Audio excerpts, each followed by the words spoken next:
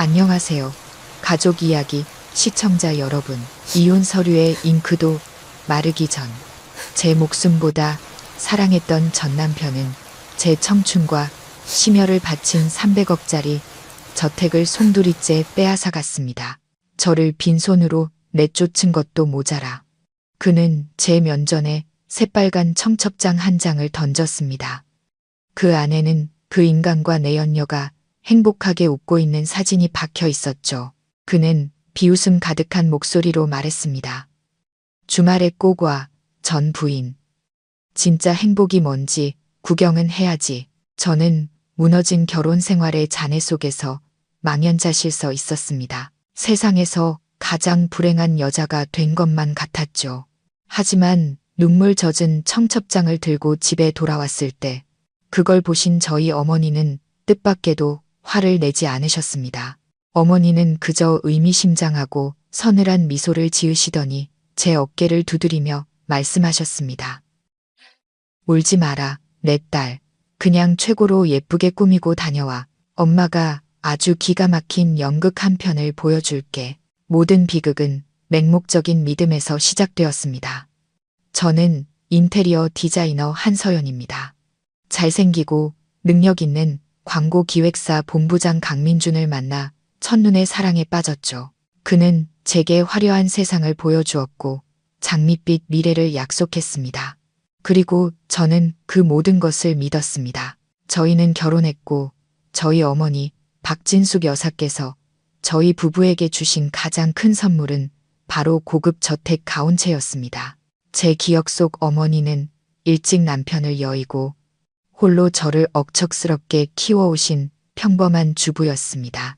저는 그런 귀한 선물을 마련하시느라 어머니께서 평생 모은 재산과 마지막 남은 쌈짓돈까지 모두 쏟아부으셨으리라 생각했습니다. 그래서 더더욱 그 집을 소중히 여겼고 3년이라는 청춘을 오롯이 바쳐 직접 설계하고 시공을 감리했습니다. 어머니의 마음에 보답하고 제가 사랑하는 남자와 행복한 가정을 꾸리기 위해 그 집을 하나의 예술 작품으로 만들고자 했습니다. 하지만 저는 그 천국이 그토록 빨리 지옥으로 변할 줄은 꿈에도 몰랐습니다. 가온채가 완공되어 시가 300억 원의 가치를 평가받자마자 강민주는 변하기 시작했습니다. 그는 차가워졌고 잦은 외박을 했습니다.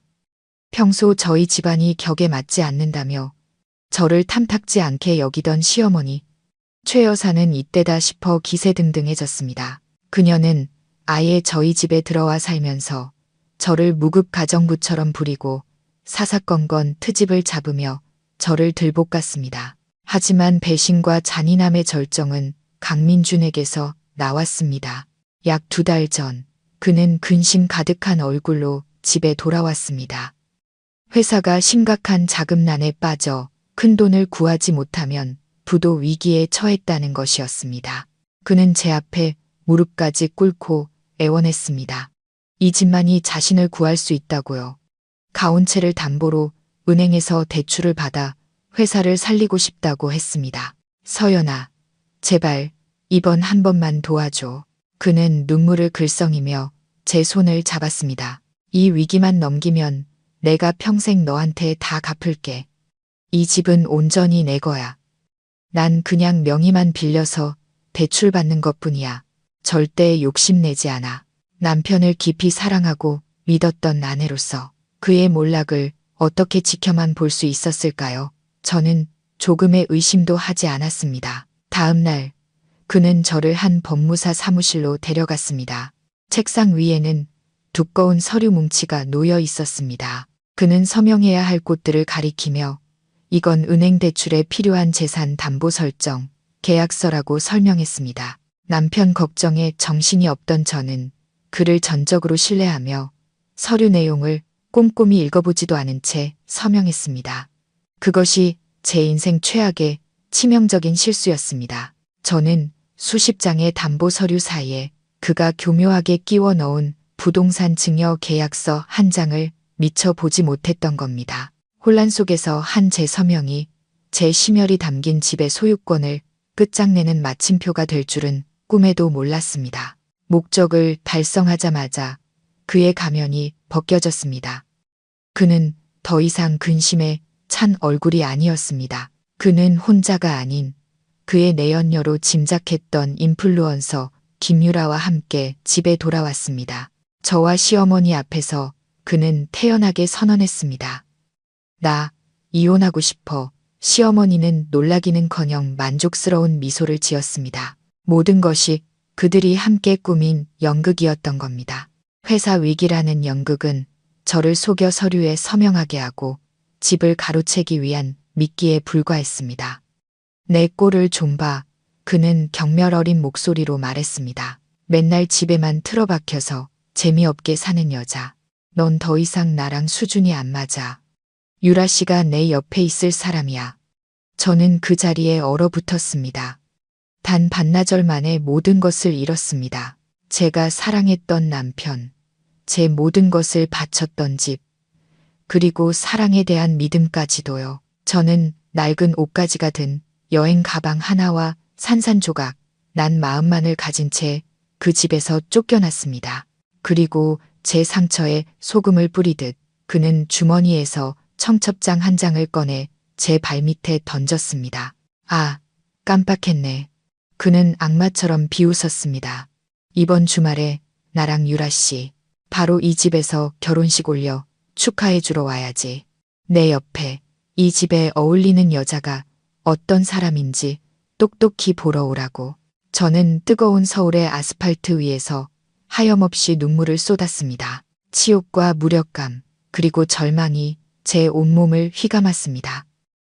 갈 곳이 없어진 저는 무거운 여행 가방을 끌고 어머니의 작은 빌라로 돌아갈 수밖에 없었습니다. 처참한 몰골로 돌아온 저를 보시고 어머니는 아무것도 묻지 않은 채 그저 조용히 저를 안아주셨습니다. 저는 오열하며 모든 것을 털어놓았습니다. 강민준의 배신과 저택을 빼앗기 위해 그가 꾸민 비열한 음모에 대해서요. 저는 제 치욕의 증거인 청첩장을 어머니께 보여드렸습니다. 어머니도 저와 함께 울며 그 배신자를 욕하고 저주해 주실 거라 생각했습니다. 하지만 어머니는 조용히 청첩장을 보시더니 제가 한 번도 본 적 없는 의미심장한 미소를 지으셨습니다.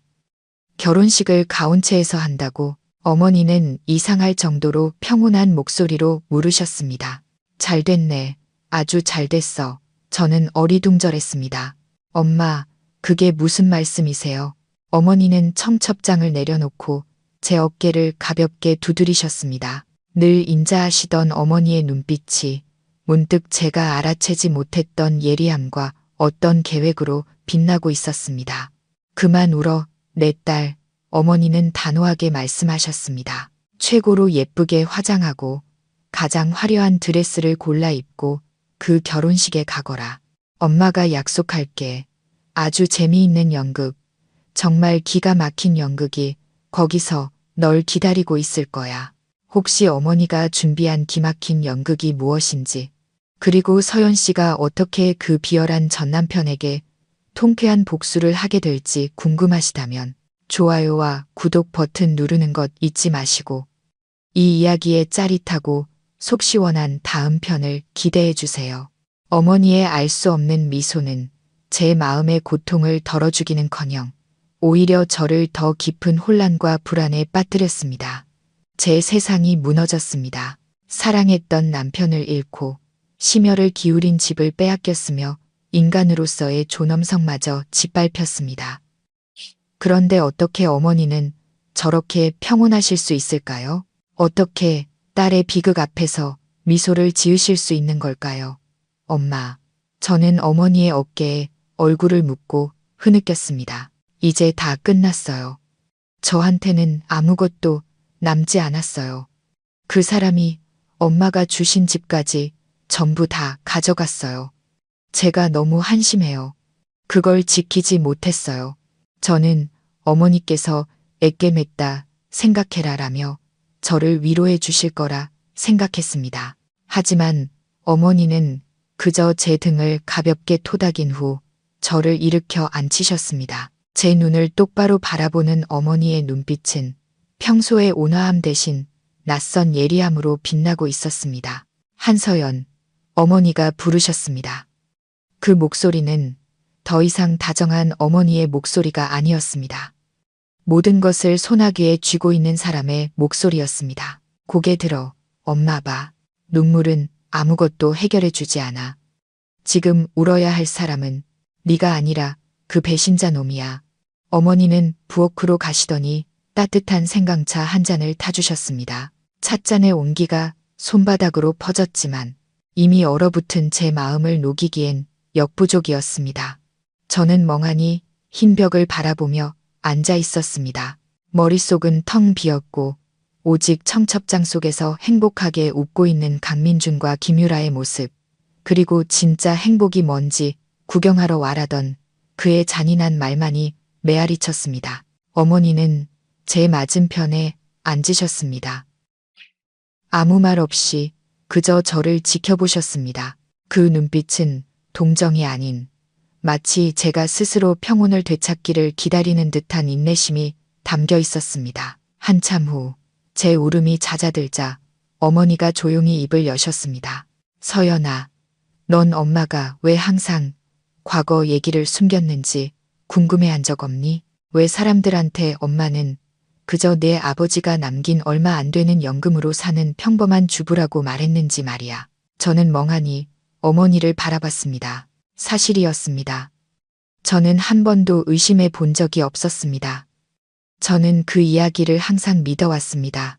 어머니가 평생 고생하며 저를 키우셨고 그 저택은 어머니의 모든 것이라고 생각했습니다. 어머니는 나지막이 한숨을 쉬시더니 방구석에 있는 낡은 자개장으로 걸어가셨습니다. 잠겨있던 서랍을 여시고는 세월의 흔적으로 빛이 바랜 붉은색 나전 칠기함을 꺼내셨습니다. 어머니는 함을 테이블 위에 올려놓고 조심스럽게 여셨습니다. 안에는 보석이나 돈이 아닌 낡은 흑백 사진 몇 장과 누렇게 변한 수첩들이 들어있었습니다. 이게 진짜 엄마의 모습이란다. 어머니는 가라앉은 목소리로 말씀하셨습니다. 어머니는 제게 사진 한 장을 건네셨습니다. 사진 속에는 믿을 수 없을 만큼 아름답고 기품 있는 젊은 여인이 세계적으로 유명한 프랑스 셰프와 나란히 서 있었습니다. 사진 아래에는 박진숙 1995년 파리 국제요리 명인 대회 대상이라는 글귀가 적혀 있었습니다. 저는 할 말을 잃었습니다. 엄마, 이게 엄마라고요? 그래. 어머니가 고개를 끄덕이셨습니다. 어머니는 또 다른 사진을 건네주셨습니다. 고급 한정식 레스토랑 개업식에서 한 국가 원수와 악수하고 있는 어머니의 모습이었습니다. 그리고 잇따라 나오는 낡은 신문 기사들, 유명 음식 잡지들, 그 모든 것에는 하나의 이름이 적혀 있었습니다. 한식의 여왕, 박진숙, 엄마가. 저는 말을 더듬으며 제 눈을 의심했습니다. 엄마가 국내 최대 한식 기업 수라온의 창업주이자 소유주란다. 어머니는 담담하게 말씀하셨습니다. 수라온, 그 이름은 제 머리를 강타하는 망치 같았습니다. 수라온은 대중적인 식당부터 최고급 레스토랑까지 전국 그리고 해외의 수백 개의 지점을 거느린 거대한 음식 제국이었습니다. 그 가치는 수조 원에 달했습니다. 하지만 왜요? 내 아버지 때문이었어. 어머니의 눈에 깊은 슬픔이 스쳤습니다. 내 아버지는 좋은 사람이었고 재능 있는 예술가였지. 엄마는 그를 미치도록 사랑했지만 그는 엄마라는 너무 큰 그늘을 벗어나지 못했어. 엄마의 돈과 명성이 의도치 않게 그의 자존심과 재능을 짓밟아버린 거야. 그는 말년을 자격지심과 괴로움 속에서 보냈단다. 어머니는 제 손을 잡으셨습니다. 내 아버지가 세상을 떠났을 때 엄마는 다짐했어. 내 딸에게는 그런 비극이 반복되게 하지 않겠다고.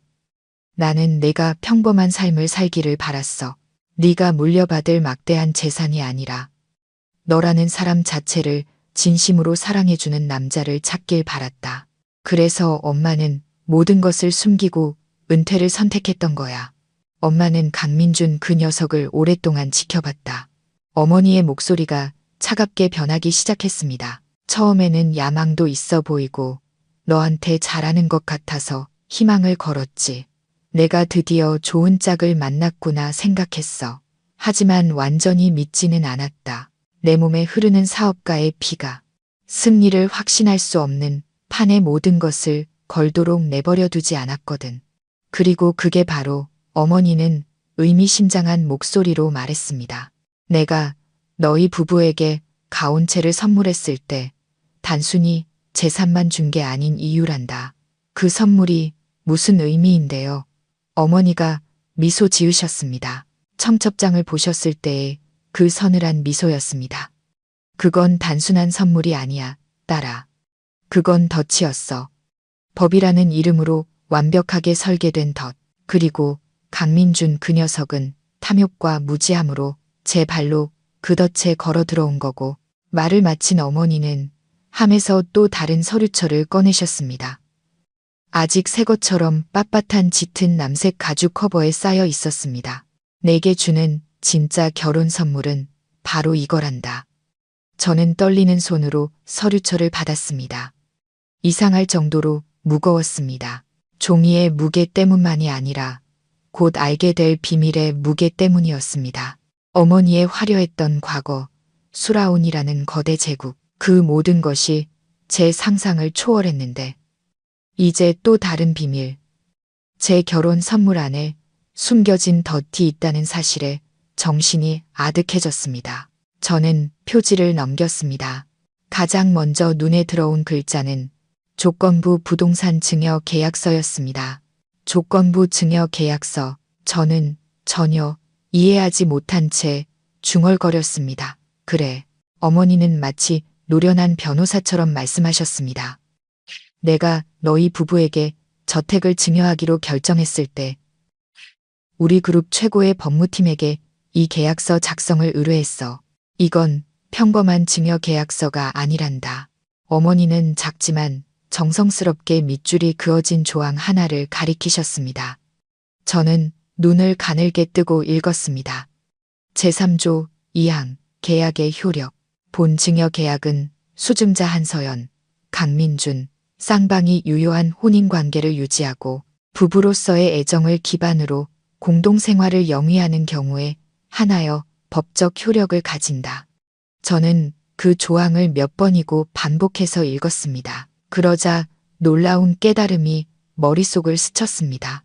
엄마, 이게 무슨 뜻이에요? 그 말은 어머니는 명료하게 설명하셨습니다. 너희 부부의 저택 소유권이 두 사람의 혼인 상태와 직접적으로 연결되어 있다는 뜻이야. 보이지 않는 끈 같은 거지.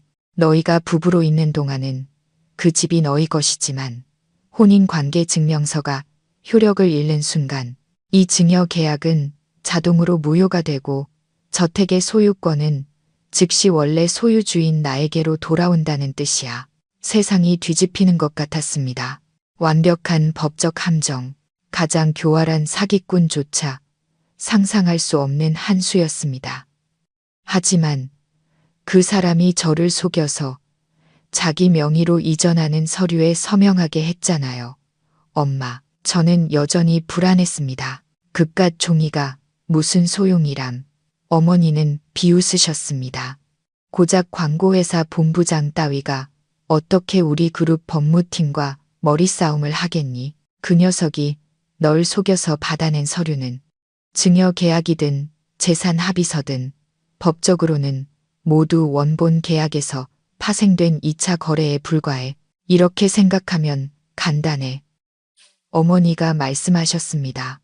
강민준의 소유권이라는 나무는 엄마가 준 계약서라는 뿌리에서 자라난 거야. 그런데 이제 너희가 이혼하면서 그 뿌리가 뽑혔으니 그 나무는 당연히 죽어버리는 거지. 그 이후에 발생한 모든 서류는 휴지 조각이 되는 거고 법원 이혼 판결이 난 순간부터 그 집은 법적으로 더 이상 그놈 소유가 아니었어. 그놈은 지금 엄마 집에서 불법 거주를 하고 있는 셈이야. 저는 완전히 넋을 잃었습니다. 제가 늘 부엌 일만 아시는 줄 알았던 어머니가 이토록 무서울 정도로 치밀한 계산과 통찰력을 가지고 계셨다니. 어머니는 모든 것을 예측하고 첫날부터 저를 위한 비상 탈출로를 마련해 두셨던 겁니다. 강민준, 그 녀석. 어머니는 경멸 가득한 목소리로 말을 이었습니다. 탐욕스럽고 근시안적인 자들이 흔히 저지르는 치명적인 실수를 했어. 어떻게 하면 재산을 빼앗을지에만 너무 집중한 나머지 그 재산을 얻기 위한 전제 조건, 바로 너를 지켜야 한다는 사실을 잊어버린 거지. 제 손으로 모든 것을 가질 수 있는 유일한 조항을 깨부순 거야. 제 마음의 고통이 절반쯤 사라지고 그 자리에 작은 통쾌함이 싹트기 시작했습니다. 그럼 이제 어떻게 해야 해요? 당장 소송해서 집을 되찾아야 하나요? 소송, 뭘 그리 서두르니? 어머니가 미소 지으셨습니다. 청첩장을 보실 때의 그 서늘한 미소였습니다. 소송해버리면 무슨 재미가 있겠어? 우리는 아무것도 할 필요 없어. 그저 가만히 앉아서 물고기가 제 발로 어항에 뛰어들기를 기다리기만 하면 돼. 어머니는 테이블 위에 청첩장을 집어들어 마치 예술품처럼 감상하셨습니다. 그놈이 청첩장을 보냈지. 바로 그 저택에서 결혼식을 하고 싶어 하고. 아주 좋아. 일을 크게 벌이면 벌일수록 망신도 더 커지는 법이거든. 세기의 결혼식을 원한다면 엄마가 세기의 재앙을 선물해 줘야지. 무슨 뜻이세요? 저는 아직 어머니의 생각을 따라갈 수 없었습니다. 그놈, 웨딩 케이터링 업체는 예약했니? 네, 더 로얄 키친이라는 최고급 업체라고 들었어요. 잘 됐네. 어머니는 장난기 어린 눈빛으로 고개를 끄덕이셨습니다. 그럼 일이 생각보다 훨씬 쉬워지겠어. 어머니는 더 이상 설명하지 않으시고 창가로 걸어가 밖을 내다보셨습니다. 네가 지금 할 일은. 어머니는 제 손을 잡으셨습니다. 눈물 닦고 슬픔은 다 잊어버리고 쇼핑하고 피부 관리받고 가장 화려한 드레스를 고르는 거야. 그날 너는 여왕처럼 나타나서 널 무시했던 자들의 몰락을 똑똑히 지켜봐야 해. 나머지는 모두 엄마한테 맡기렴. 제 눈에서 다시 눈물이 흘러내렸습니다. 하지만 이번에는 고통의 눈물이 아니었습니다. 감사와 통쾌함, 그리고 혼자가 아니라는 사실에 대한 행복의 눈물이었습니다. 제게는 어머니가 계셨습니다. 저를 사랑해 주실 뿐만 아니라 진정한 여왕이자 전사인 어머니가요. 테이블 위의 청첩장은 더 이상 치욕의 상징이 아니었습니다. 그것은 그가 자초한 연극의 마지막 장을 관람할 수 있는 VIP 초대장이 되었습니다. 그리고 저는 가장 앞자리에서 그 모든 것을 지켜볼 관객이 될 것이었습니다. 복수 계획이 세워지자 제 마음은 완전히 달라졌습니다. 고통과 절망은 기묘한 기대감과 흥분으로 바뀌었습니다. 저는 더 이상 비극에 빠진 희생양이 아니었습니다. 곧 상영될 기막힌 연극을 기다리는 관객이 되었습니다. 그리고 그 연극의 주연 배우인 강민준과 김유라는 저를 실망시키지 않았습니다. 그들은 자신들의 역할을 완벽하게, 더없이 뻔뻔하고 우스꽝스럽게 소화해냈습니다. 300억짜리 저택을 손쉽게 차지하고 눈엣가시 갔던 저까지 쫓아내자 강민주는 마치 우리에서 풀려난 호랑이 같았습니다. 그는 더 이상 아무것도 숨기거나 거리끼지 않았습니다. 김유라와의 관계를 공공연하게 드러내고 마치 자신의 승리를 온 세상에 외치고 싶다는 듯 온갖 SNS와 언론의 대대적인 자랑을 시작했습니다. 수십만 팔로워를 거느린 인플루언서 김유라의 SNS는 순식간에 가온체에서의 호화로운 삶을 중계하는 리얼리티쇼 채널로 변했습니다. 그녀는 매일 수십 개의 사진과 스토리를 올렸습니다. 오늘은 명품 비키니를 입고 인피니티 풀에서 포즈를 취한 사진과 함께 나만의 천국에서 누리는 평화라는 글을 올렸고, 내일은 잡지 화보처럼 차려진 발코니에서 아침 식사를 즐기는 사진과 함께 매일 아침 눈 뜰 때마다 사랑하는 사람이 이렇게 조식을 준비해 주다니 이보다 더 행복할 순 없어라는 감탄사를 덧붙였습니다. 저는 그 사진들을 보며 실소를 금할 수 없었습니다. 그녀가 누리고 있는 그 천국은 벽돌 한 장, 풀 한 포기까지 모두 제 손길이 닿은 곳이었습니다. 그녀가 자랑하는 아침 식사는 아마 강민준이 급하게 나가서 사온 것이겠죠. 그는 계란 하나 제대로 삶을 줄 모르는 남자였으니까요. 하지만 자랑질의 절정은 그들의 세기의 결혼식 준비 과정에 대한 게시물들이었습니다. 광고 기획사 본부장인 강민주는 자신의 인맥을 총동원하여 이 결혼식을 하나의 거대한 PR 이벤트로 만들었습니다. 그는 연예 매체와 유명 블로거들을 적극적으로 초대해 기사를 쓰게 했습니다. 돈을 아끼지 않고 최고급 서비스 업체들을 섭외했습니다. 김유라의 웨딩드레스는 유명 프랑스 디자이너가 직접 한국으로 와서 제작하고, 결혼 반지는 티파니앤코의 한정판 다이아몬드 커플링이며, 피로연은 당연히 가온체의 정원에서 수백 명의 VIP 손님들을 모시고 더 로얄 키친의 서비스를 받으며 열릴 것이라고 강민주는 한 인터뷰에서 자랑스럽게 말했습니다. 기사가 올라올 때마다, 사진이 공유될 때마다 제 심장에 비수가 꽂히는 듯 했습니다. 하지만 이제는 아프지 않았습니다. 오히려 통쾌했습니다. 과시하면 할수록, 요란하게 굴면 굴수록 나중에 추락할 때 더 비참해질 테니까요. 그동안 저와 어머니는 조용한 일상을 보냈습니다. 어머니는 저를 도심에 있는 펜트하우스 중 한 곳으로 데려가셨습니다. 보안이 철저하고 완벽하게 외부와 차단된 곳이었습니다. 여기서 푹 쉬렴. 어머니가 말씀하셨습니다. 내가 지금 할 일은 오직 예뻐지고 빛나는 것뿐이야. 어머니는 제게 영양사, 개인 트레이너, 피부 관리 전문가까지 최고의 전문가들로 구성된 팀을 붙여주셨습니다. 저는 체계적인 식단과 운동을 시작했습니다. 책을 읽고 음악을 듣고 예술에 대해 더 공부했습니다. 저는 육체뿐만 아니라 정신까지 재건하고 있었습니다. 가끔 예전 지인들이 강민준과 김유라에 대한 기사 링크를 보내며 위로의 말을 건네왔습니다. 에이, 잊어버려. 그런 놈은 너한테 아까워. 저 여자 꼴 좀 봐. 진짜 뻔뻔한 불륜연애. 저는 그저 웃으며 고맙다고 답했습니다. 그들은 제가 동정을 필요로 하지 않는다는 사실을 몰랐습니다. 저는 다른 연극을 기다리고 있었습니다. 승리에 도취한 강민주는 경계심을 완전히 잃었습니다.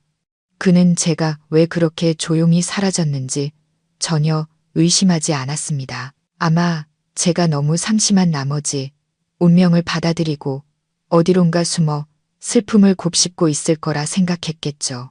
그는 자신이 선택한 케이터링 업체에 대해서도 한치의 의심도 품지 않았습니다. 엄청난 명성과 비싼 가격을 자랑하는 더 로얄 키친은 그의 격을 보여주기에 완벽한 선택이라고 믿어 의심치 않았습니다.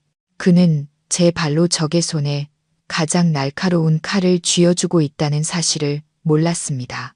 그들의 과시욕은 점점 더 우스꽝스러워졌습니다. 김유라는 심지어 하우스 투어 영상을 찍어 저택 구석구석을 자랑했습니다. 제가 직접 고른 가구들을 소개하며 그것이 자신의 세련된 안목이라고 말했습니다. 댓글창에는 수천 개의 찬사와 부러움이 가득했습니다. 하지만 저택에 와 본 적이 있던 제 친구 몇몇은 진실을 알아봤습니다. 저 도자기 화병 서연 언니가 고른 거 아니에요. 인테리어 스타일이 낯익은데 딱 서연 언니 스타일이네. 하지만 그런 댓글들은 금세 삭제되었습니다. 그들은 저의 모든 흔적을 지우고 제가 그 집에 존재하지 않았던 사람처럼 만들고 싶어 했습니다. 하지만 그들은 몰랐습니다. 이 저택의 영혼, 그리고 곧 시작될 연극의 영혼은 다른 사람의 손에 쥐어져 있다는 것을요. 더 로얄 키친의 사무실은 서울 중심가 최고급 빌딩의 꼭대기층에 있었습니다. 강민준과 김유라는 자신들이 VIP 고객이라도 되는 양 거만한 태도로 들어섰습니다. 그들은 도시 전경이 내려다 보이는 통유리 회의실로 안내받았습니다. 단정한 검은색 정장을 입고 머리를 깔끔하게 올린 중년 여성이 들어왔습니다. 그녀는 더 로얄 키친의 총괄이사이자 저희 어머니의 가장 믿음직한 오른팔 중 한 명인 박 이사였습니다. 강 본부장님, 김유라님, 반갑습니다. 박 이사는 프로페셔널한 미소를 지었습니다. 두 분의 세기의 결혼식을 맡게 되어 영광입니다. 박 이사님, 안녕하세요. 강민주는 의기양양한 표정으로 악수했습니다. 더 로얄 키친의 명성은 익히 들어 알고 있습니다. 제 결혼식은 모든 것이 최고 완벽해야 합니다. 비용은 문제되지 않습니다. 물론입니다. 박 이사가 고개를 끄덕였습니다. 그것이 바로 저희의 철학입니다. 혹시 피로연 메뉴에 대해 생각해 두신 것이 있으신지요? 김유라, 줄곧 조용히 있던 그녀가 마침내 입을 열었습니다. 교태 섞인 목소리였습니다. 전 사실 한식 같은 건 잘 몰라서요. 양식에 더 익숙하거든요. 메뉴는 아주 고급스러웠으면 좋겠어요. 알래스카 랍스터, 코베규 푸아그라 같은 걸로요. 돼지고기, 김치찜이나 생선조림 같은 촌스러운 음식은 입에 안 맞아서요. 그녀는 마치 그의 촌스러운 전 부인인 저를 겨냥하듯 일부러 강민준을 쳐다보며 말했습니다. 강민준은 감탄하며 고개를 끄덕였습니다. 맞습니다, 이사님. 우리 유라 씨 안목이 아주 높습니다. 최고급 메뉴로 준비해 주십시오. 제 손님들이 다들 지위가 있는 분들이라 실망시켜 드릴 순 없죠. 박 이사는 의미심장한 미소를 지을 뿐이었습니다. 그녀는 그들의 요구사항을 수첩에 꼼꼼히 받아 적었습니다. 네, 잘 알겠습니다. 두 분과 하객 여러분께 잊을 수 없는 미식 경험을 선사해드릴 특별한 메뉴를 준비하겠습니다. 강민준과 김유라를 배웅한 후 박 이사는 즉시 전화를 걸었습니다. 회장님, 미끼를 물었습니다. 수화기 저편, 저희 어머니 박진숙 회장님은 서재에서 연잎차를 마시고 계셨습니다. 어머니는 희미하게 미소 지으셨습니다. 좋아, 계획대로 진행해. 주방장에게 단단히 일러둬. 그 메뉴는 아주 특별하게 조리해야 한다고. 네, 알겠습니다. 그런데 회장님, 박 이사가 망설였습니다. 이렇게까지 하면 더 로얄 키친의 명성에 흠이 가지 않을까요? 명성. 어머니가 웃으셨습니다. 내 딸의 명예에 비하면 자회사 하나의 명성 따위가 뭐 그리 대수롭겠나. 게다가 이건 단순한 방해 공작이 아니야. 이건 하나의 미식 퍼포먼스지. 우리는 그들에게 진실의 맛이 어떤 것인지 똑똑히 보여줄 거야. 그렇게 치밀한 계획이 세워졌습니다. 한식의 여왕이신 어머니께서 직접 비밀 메뉴를 구성하셨습니다. 어머니가 직접 나설 필요도 없었습니다. 모든 명령은 완벽하게 전달되고 실행되었습니다. 어머니는 수라운 최고의 향토 음식 장인을 부르셨습니다. 가장 평범한 음식을 예술로 승화시키는 명인이었습니다. 이번 자네의 임무는, 어머니는 그에게 말했습니다. 음식을 맛있게 만드는 게 아닐세. 진짜 맛을 제대로 내는 거야. 거짓의 맛, 그리고 죗값의 맛을 말이지. 모든 준비는 비밀리에 진행되었습니다. 강민준과 김유라는 자신들이 곧 황실 연회를 즐기게 될 것이라 굳게 믿고 있었습니다. 결혼식 며칠 전, 더 로얄 키친 측은 그들에게 화려한 프랑스어 이름으로 가득 찬 가짜 메뉴판을 보냈습니다. 푸아그라와 무화과 소스, 랍스터 테르미도르.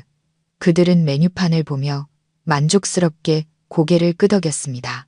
그 이름들 뒤에 전혀 다른 진실이 숨어 있다는 사실은 꿈에도 모른 채 말입니다. 그들은 승리에 너무 도취해 있었고 오만함에 눈이 멀어 조금의 경계심도 없었습니다. 그들은 바로 그 오만함이 자신들을 어머니의 손에 놀아나는 꼭두각시로 만들었다는 사실을 알지 못했습니다. 운명의 케이터링 업체와의 미팅 이후 제 세상은 완전히 바뀌었습니다. 더 이상 눈물로 지새우는 밤도 텅 빈 마음으로 맞이하는 아침도 없었습니다. 상처는 여전히 그곳에 있었습니다. 결코 완전히 아물지 않을 깊은 흉터처럼요. 하지만 더 이상 그 상처가 저를 지배하지는 못했습니다. 대신 배신이라는 잿더미 속에서 새로운 감정, 새로운 불꽃이 타오르기 시작했습니다. 그것은 바로 결이었습니다. 저는 더 이상 버림받은 불쌍한 아내, 나약한 한서연이 아니었습니다. 저는 점차 제 어머니, 한식의 여왕, 박진숙 회장의 딸다운 모습으로 변해가고 있었습니다. 결코 타인이 자신의 운명을 결정하도록 내버려 두지 않는 여자로 말입니다. 어머니는 제게 복수 계획뿐만 아니라 그보다 훨씬 더 중요한 것을 주셨습니다. 바로 자존감이었습니다. 가치 없는 놈 때문에 내 눈물을 한 방울도 흘리지 마라. 어머니는 제게 그렇게 말씀하셨습니다. 우는 대신 그 고통을 힘으로 바꿔 일어서서 고개를 빳빳이 들고 세상에 보여줘. 그놈 없이 네가 만 배는 더 잘 산다는 걸. 저는 어머니의 말씀대로 했습니다.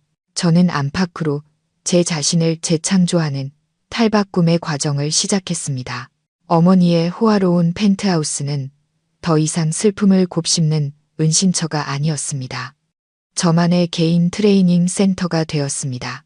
매일 아침 이불 속에 웅크리는 대신 저는 새벽 5시에 일어나 어머니와 함께 루프탑에서 요가를 했습니다. 상쾌한 도시의 공기를 마시며 새로운 에너지가 온몸에 차오르는 것을 느꼈습니다. 그 후에는 최고의 개인 트레이너의 지도 아래 개인 헬스장에서 1시간 동안 땀을 흘렸습니다. 흐르는 땀방울은 제 몸매를 되찾아 주었을 뿐만 아니라 오랫동안 쌓여있던 번뇌와 울분까지 씻어내 주었습니다. 제 식단 역시 완전히 바뀌었습니다. 음식 전문가이신 어머니는 제게 건강뿐만 아니라 피부와 몸매 개선에 도움이 되는 영양식단을 직접 짜주셨습니다. 저는 더 이상 끼니를 거르거나 대충 때우지 않았습니다. 제 몸을 소중히 여기는 법, 제 자신을 사랑하는 법을 배웠습니다. 지난 3년간 제가 완전히 잊고 지냈던 것이었습니다. 하지만 가장 큰 변화는 육체가 아닌 정신에서 왔습니다. 어머니는 제가 부정적인 생각에 빠져들 틈을 단 1초도 주지 않으셨습니다. 저를 미술 전시회와 클래식 음악회에 데려가셨습니다. 성공한 여성 기업가, 재능 있는 예술가 같은 어머니의 친구분들을 소개해 주셨습니다.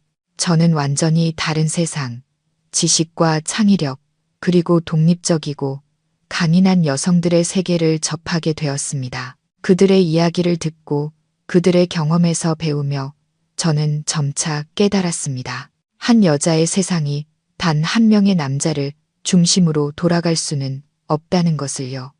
세상은 훨씬 더 넓고 다채로웠습니다. 그리고 어머니는 저를 자신의 가장 친한 친구인 유명 패션 디자이너 장시호 씨에게 데려가셨습니다. 시호야, 어머니가 말씀하셨습니다. 이 아이가 자기 자신을 되찾도록 도와줘. 미운 오리 새끼를 진짜 여왕으로 만들어줄 날개를 달아주렴. 장시호 디자이너는 저를 바라봤습니다. 예술가의 날카로운 시선이었습니다.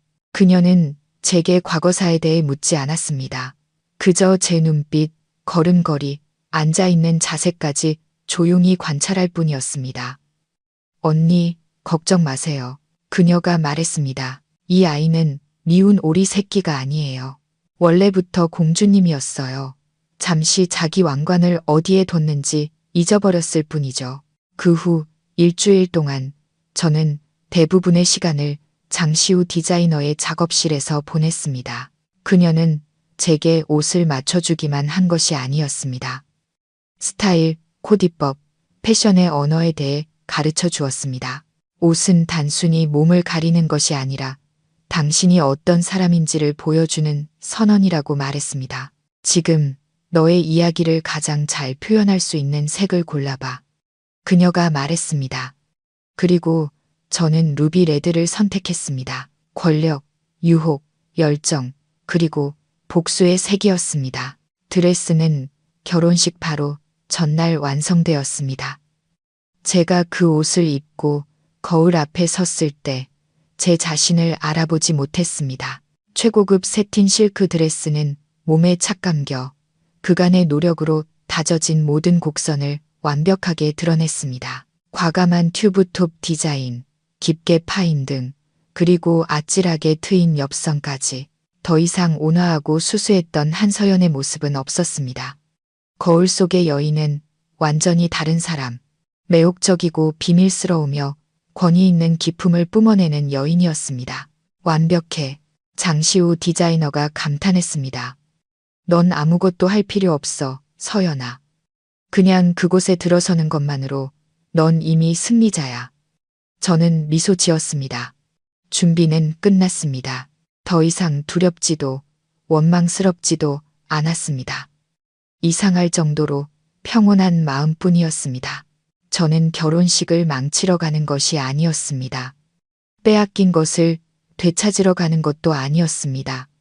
그 사람은 더 이상 그럴 가치가 없었습니다. 저는 특별한 관객으로서 한 편의 연극을 보고 제 과거의 공식적인 마침표를 찍기 위해 가는 것이었습니다. 저는 강민준에게, 김유라에게, 그리고 그의 가족들에게 보여줄 것이었습니다. 그들이 무참히 버렸던 여자가 이제 얼마나 눈부시고 강하게 다시 태어났는지를.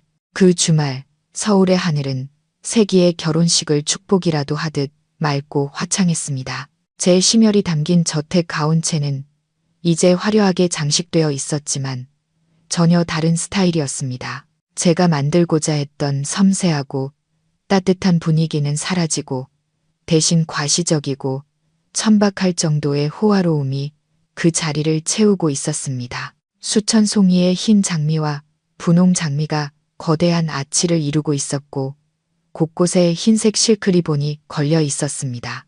정원 중앙에는 대형 무대가 설치되었고 거대한 LED 스크린에서는 신랑 신부의 로맨틱한 웨딩 사진이 반복적으로 상영되고 있었습니다. 모든 것이 완벽했습니다. 화려하지만 텅 빈 겉모습만의 완벽함이었습니다. 점심시간이 지나자 고급 세단들이 꼬리를 물고 들어왔습니다. 하객들은 모두 재계와 연예계의 유력 인사들이었습니다. 기자들과 리포터들도 미디어를 위해 마련된 구역에 잔뜩 몰려들어 이 떠들썩한 행사의 모든 순간을 담을 준비를 하고 있었습니다. 파티의 주인공인 강민준과 김유라는 동화 속 왕자와 공주처럼 등장했습니다. 김유라는 수천 개의 다이아몬드가 박힌 명품 브랜드의 웨딩드레스를 입고 있었습니다. 완벽하게 메이크업된 얼굴에는 행복한 미소가 가득했습니다. 그녀는 강민준의 팔짱을 끼고 테이블을 돌며 축하와 부러움의 시선을 한 몸에 받았습니다. 그녀는 인생 최고의 순간을 만끽하고 있었습니다. 돈 많은 남편, 꿈에 그리던 결혼식, 그리고 수많은 사람이 선망하는 저택까지 모두 가졌으니까요. 그녀는 그 모든 것이 모래 위에 지은 성이며 곧 거대한 파도에 휩쓸려 사라질 운명이라는 것을 알지 못했습니다. 강민준 역시 승리의 기쁨에 취해 있었습니다. 그는 근사하고 자신감 넘쳤습니다. 저택을 손에 넣고 젊고 아름다운 아내까지 얻게 되자 그는 마치 왕이 된 듯한 기분이었습니다. 그는 제 존재를 완전히 잊었거나 애써 잊으려 하고 있었습니다. 그에게 저는 과거의 실수, 깨끗이 지워진 오점에 불과했습니다. 전 시어머니 최 여사 역시 화려한 한복을 차려입고 사방을 누비며 자신의 격에 꼭 맞는 새 며느리를 자랑하기에 바빴습니다. 이것 봐요. 우리 며느리는 이 정도는 돼야지. 그녀는 친구들에게 자랑스럽게 말했습니다. 예쁘고 능력 있고 윗사람 공경할 줄도 알고 정말 우리 집안의 복덩이라니까. 그녀는 자신이 자랑하는 그 복덩이가 곧 재앙으로 변할 것이라는 사실을 꿈에도 몰랐습니다. 결혼식은 순조롭고 완벽하게 진행되었습니다. 그들은 반지를 교환하고 케이크를 자르고 샴페인 타워를 채웠습니다. 박수갈채가 끊이지 않았습니다. 강민주는 마이크를 잡고 가식적인 감동에 찬 목소리로 말했습니다. 오늘 저희 두 사람을 축복해 주시기 위해 와주신 모든 분께 진심으로 감사드립니다. 저는 오늘 세상에서 가장 멋진 여자 김유라 씨와 결혼하게 되어 세상에서 가장 행복한 남자입니다. 그는 신부를 돌아보며 그녀의 이마에 입을 맞췄습니다. 식장은 다시 한번 박수와 환호로 가득 찼습니다. 수많은 카메라 플래시가 터지며 그들의 황금 같은 순간을 담았습니다. 그들은 만족과 승리의 절정에 있었습니다. 그리고 바로 그때가 가장 완벽한 타이밍이었습니다. 자, 이제 사회자가 선언했습니다. 모두 잔을 높이 드시고 서울 최고의 케이터링 업체 더 로얄 키친에서 준비한 황실 연회를 즐겨주시기 바랍니다. 그것이 바로 신호였습니다. 줄곧 밖에 차 안에서 대기하고 있던 저는 희미하게 미소 지었습니다. 그들의 연극은 끝났습니다. 이제 어머니의 연극이 시작될 차례였습니다. 신호에 맞춰 하얀 제복을 입은 수십 명의 서버들이 은색 덮개가 덮인 음식 쟁반을 들고 주방에서부터 정중하게 걸어 나오기 시작했습니다. 모두가 기대에 차 있었습니다. 그들은 이렇게 호화로운 결혼식의 메뉴가 어떤 산해진미일지 궁금해했습니다. 랍스터, 전복, 혹은 샥스핀일까? 강민준과 김유라 역시 만족스러운 미소를 지으며 서빙 행렬을 바라보고 있었습니다. 하객들의 감탄과 찬사를 받을 준비가 되어 있었죠. 그리고 마침내 은색 덮개들이 일제히 열렸습니다. 하지만 그 아래에서 드러난 것은 랍스터나 코베규가 아니었습니다. 파티의 화려한 공간은 순식간에 너무나도 특징적인 냄새로 가득 찼습니다. 구수하고 토속적이며 결코 이곳에 어울리지 않는 냄새. 그것은 바로 청국장 냄새였습니다. 은색 덮개가 일제히 열리는 순간 저택 정원의 화려한 공간은 경악에 찬 침묵에 휩싸였습니다. 우아하게 흐르던 음악은 갑자기 어색해졌고 시끌벅적하던 웃음소리는 뚝 그쳤습니다. 화려한 드레스와 멋진 정장을 차려입은 수백 명의 하객들은 모두 눈을 동그랗게 뜨고 방금 테이블에 놓인 음식들을 믿을 수 없다는 표정으로 쳐다봤습니다. 붉은 알래스카 랍스터도 향긋한 코베규 스테이크도 부드러운 푸아그라도 없었습니다. 대신 그들 앞에는 이보다 더 한국적일 수 없는 음식들이 놓여 있었습니다. 평생 이런 세기의 결혼식에 등장하리라고는 상상도 못했을 음식들이었습니다. 정교한 금태가 둘러진 영국제 백자 접시 위에는 예술적으로 담긴 모둠 순대 한 접시가 놓여 있었습니다. 쫀득한 찹쌀 순대와 토종 순대가 나란히 놓여 있고 그 옆에는 삶은 간과 허파, 오소리감투 같은 내장 부위가 정갈하게 썰려 있었습니다. 그리고 물론 빠질 수 없는 새우젓과 쌈장, 소금까지 곁들여져 있었죠. 하지만 가장 강렬한 인상을 남긴 것, 모든 하객의 후각을 지배해버린 것은 바로 뚝배기에 담긴 청국장이었습니다. 진하게 끓여낸 토종 청국장. 구수하면서도 그레란 그 특유의 냄새가 사방으로 퍼져나갔습니다. 미식가에게는 영혼의 음식이지만 이런 고급스러운 피로 현장에서는 그야말로 후각 테러였습니다.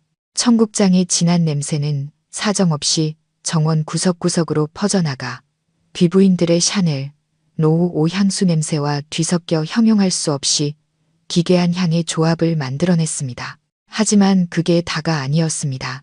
황실 모둠 순대 옆에는 돼지머리 편육한 접시가 먹음직스럽게 담겨 있었고 그 옆에는 삭힌 홍어회가 자리 잡고 있었습니다.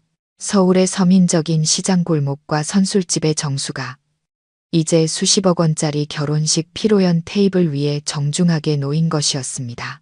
몇 초간 멍하니 있던 하객들은 서로를 쳐다보기 시작했습니다. 처음에는 작은 속삭임으로 시작된 웅성거림이 점점 커졌습니다. 이게 뭐야? 순대랑 청국장. 내가 잘못 본 건가? 세상에, 이 냄새는 또 뭐람? 평소 깨끗한 환경에서만 생활하던 몇몇 귀부인들은 코를 막으며 불쾌한 표정을 지었습니다. 호화로운 결혼식을 찬양하는 기사를 쓰기 위해 초대된 기자들 역시 당황한 채 손에 든 카메라를 들어야 할지 말아야 할지 몰라 허둥댔습니다. 이것은 사고가 아니었습니다. 이것은 치욕이었습니다. 공들여 연출된 예술적인 치욕이었습니다. 파티의 주인공인 신부 김유라가 가장 먼저 무너졌습니다. 그녀는 무대 위에 서서 아직 채가 시지 않은 행복한 미소를 짓고 있었습니다. 하지만 코를 찌르는 청국장 냄새와 테이블 위에 정중하게 놓인 순대 접시를 보자 그 미소는 그대로 굳어버렸습니다. 정성 들여 화장한 그녀의 얼굴이 붉은 기에서 하얗게 그리고 파랗게 질려갔습니다. 그녀는 SNS에서 항상 고급스럽고 상류층 이미지를 구축해온 인플루언서였습니다. 미슐랭 레스토랑에서의 식사를 자랑하고 격 떨어지는 음식은 먹지 못한다고 공공연히 말해왔습니다. 그런데 지금 인생에서 가장 중요한 날, 수백 개의 카메라 렌즈와 동급의 사람들이 지켜보는 앞에서 그녀는 돼지 내장과 청국장으로 가득 찬 파티를 마주해야 했습니다. 수치심과 창피함이 극에 달했습니다. 그녀는 마치 발가벗겨진 채 무자비하게 조롱당하는 기분이었습니다. 민준 씨, 강민준 씨, 그녀는 돌아보며 거의 울먹이는 목소리로 말했습니다. 이게 어떻게 된 거예요? 하지만 강민주는 그녀를 위로할 정신이 없었습니다. 그 역시 망연자실해 있었습니다. 그의 잘생긴 얼굴은 이제 분노와 굴욕감으로 시뻘겋게 달아올라 있었습니다. 그는 수십억 원을 쏟아붓고 모든 인맥을 동원해 자신의 지위를 과시할 성대한 결혼식을 원했습니다. 모두가 감탄하고 부러워하기를 바랐습니다. 하지만 지금 그가 받은 것은 동정의 눈빛과 킥킥거리는 웃음소리, 그리고 지워지지 않을 청국장 냄새뿐이었습니다. 그의 세기의 결혼식은 세기의 웃음거리로 전락했습니다. 그는 마치 하늘에서 떨어진 벼락을 맞은 듯한 기분이었습니다. 보이지 않지만 뼛속까지 아픈 따귀를 맞은 것 같았습니다. 그리고 경악은 곧 억누를 수 없는 분노로 변했습니다. 누군가 자신의 결혼식을 망치려 한다는 것을 직감했습니다. 그리고 그 범인은 다른 누구도 아닌 바로 저일 수밖에 없었습니다. 한서연, 그 미친 여자. 그는 이를 갈았습니다. 눈알이 시뻘겋게 충혈되었습니다. 그는 모든 이미지와 연기를 잊었습니다. 이제 그는 굴욕감에 미쳐버린 한 남자에 불과했습니다. 강민준의 분노는 오랫동안 억눌렸던 화산처럼 폭발했습니다. 그는 더 이상 하객들도 옆에서 울음을 터뜨리려는 신부도 신경 쓰지 않았습니다.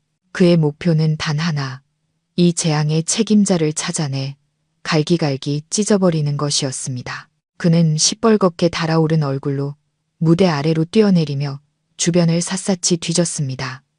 책임자 어딨어? 더 로얄 키친 책임자 누구야?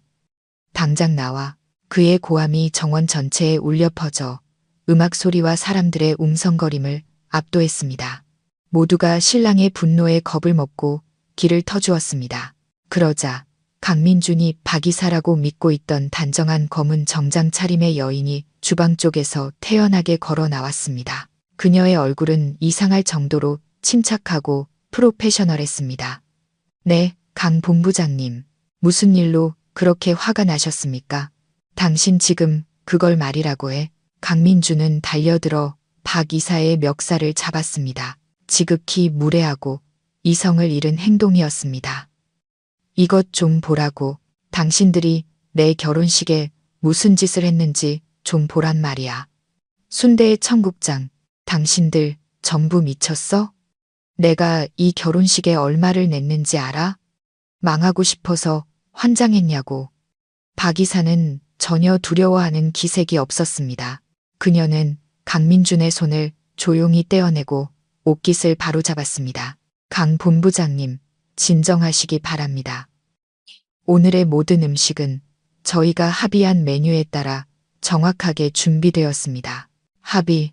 강민준은 자기 귀를 의심하며 소리쳤습니다. 무슨 소리야? 내 메뉴는 랍스터랑 코베규였어. 누가 당신들이랑 이따위 혐오스러운 메뉴에 합의했다는 거야? 바로 본부장님이십니다. 박 이사는 여전히 차분한 목소리로 대답했습니다. 그러고는 직원에게 서류철을 가져오라고 손짓했습니다. 이것이 저희와 체결하신 계약서 원본이며 여기 메뉴에 관한 부록에도 본부장님의 서명이 마지막 장에 명시되어 있습니다. 그녀는 마지막 페이지를 펼쳤습니다. 그곳에는 온갖 서민적인 음식 목록 아래에 강민준의 서명이 선명하게 적혀 있었습니다. 말도 안 돼. 강민준은 서류를 낚아채 자신의 서명을 뚫어지게 쳐다봤습니다. 그는 계약하던 날 너무 자신만만하고 안일했다는 것을 기억해냈습니다. 주요 조항만 대충 훑어보고 부록은 제대로 읽지도 않은 채 모든 페이지에 서명을 갈겼던 것입니다. 그는 가장 초보적인 함정에 빠진 것이었습니다. 그 여자 짓이야. 그는 고개를 번쩍 들었습니다. 충혈된 눈으로 허공을 노려보며 마치 저를 보고 있는 듯 했습니다. 틀림없이 한서연, 그 엑스이 꾸민 짓이야. 당신들이랑 짜고 날 엿먹이려고. 그 여자 어딨어? 지금 어디 있냐고. 그는 미친 짐승처럼 저를 찾아 울부짖기 시작했습니다. 상황은 걷잡을 수 없이 혼란스러워졌습니다. 하객들은 불안감을 느끼고 하나둘씩 조용히 자리를 뜨기 시작했습니다. 그들은 축하하러 온 것이지 이런 망신스러운 총극을 보러 온 게 아니었습니다.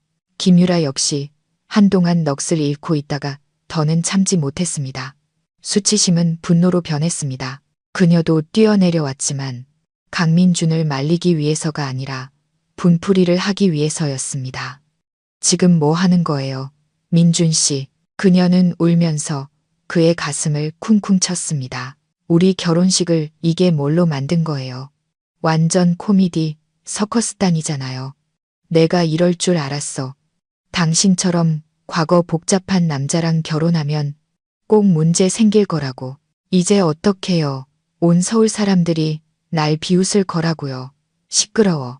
강민주는 그녀를 거칠게 밀쳐냈고 그녀는 비틀거리며 넘어질 뻔했습니다. 네가 뭘 알아. 다 내 전 부인 그 엑스 때문이야. 그 여자가 지금 여기 있어. 분명히 여기 어디선가 우리를 비웃고 있을 거라고. 그의 말이 맞았습니다. 저는 여기 있었습니다. 하지만 비웃기 위해서가 아니었습니다.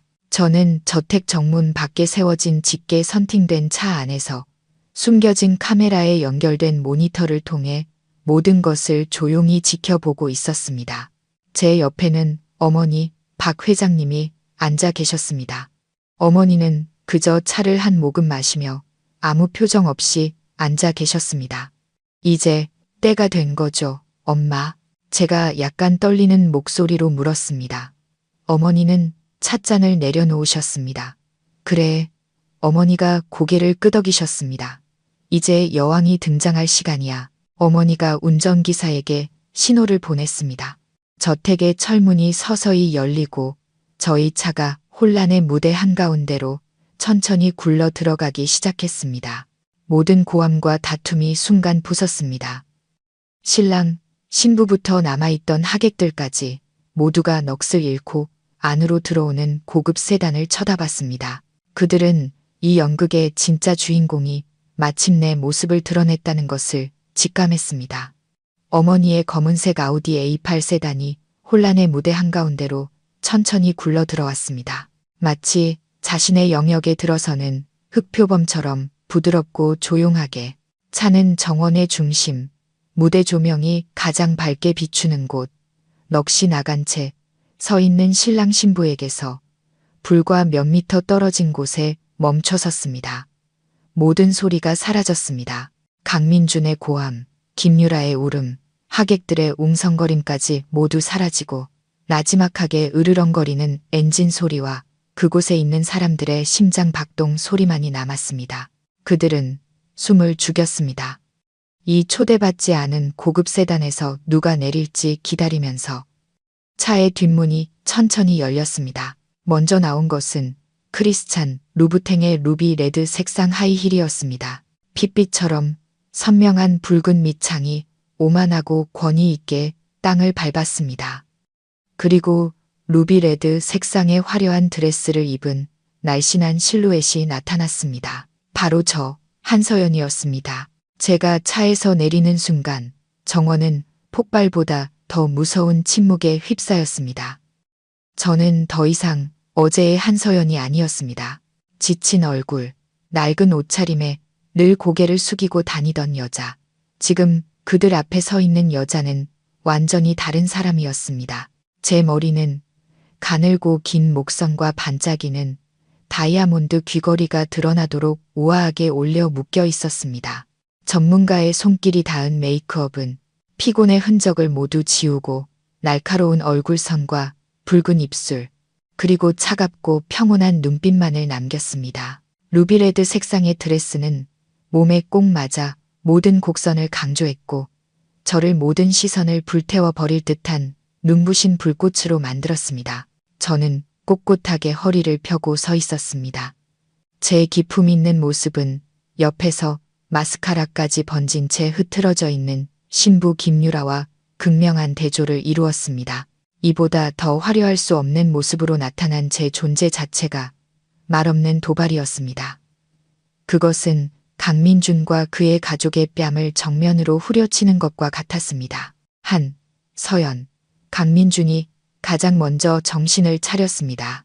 경악은 순식간에 아까보다 더 큰 분노로 변했습니다. 그는 청국장 파티부터 이 모든 혼란까지 제가 결혼식을 망치기 위해 꾸민 짓이라고 확신했습니다. 내가 감히 여길 와. 그는 제 얼굴에 대고 손가락질하며 고함을 질렀습니다. 이 미친 여자야.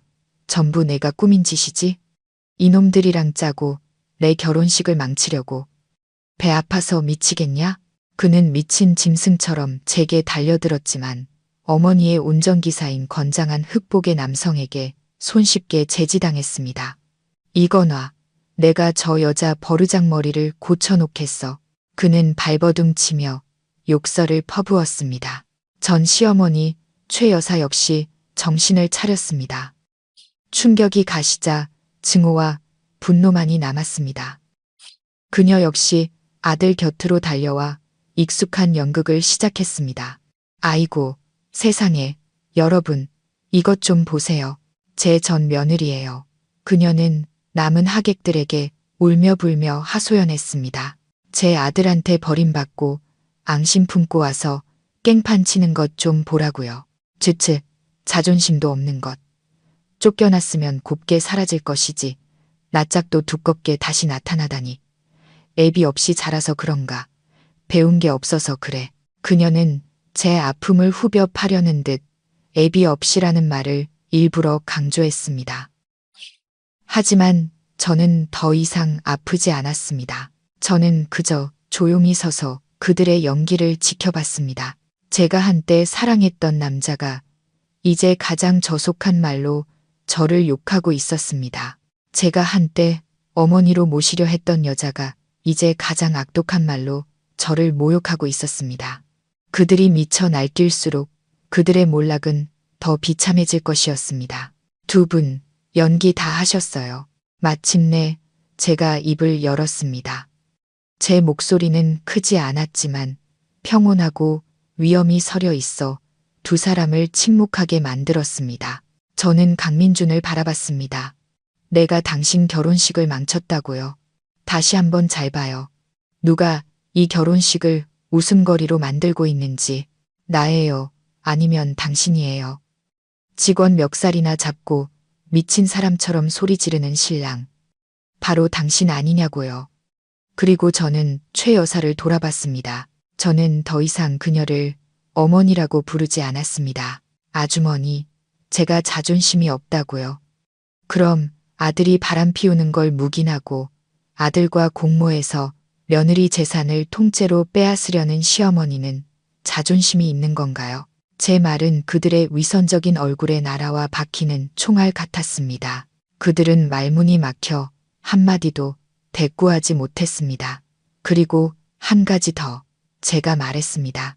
제가 오늘 여기 온 건 깽판을 치기 위해서가 아니에요. 정식으로 초대받은 손님으로 온 겁니다. 저는 강민준이 직접 제 얼굴에 던졌던 새빨간 청첩장을 높이 들어 보였습니다.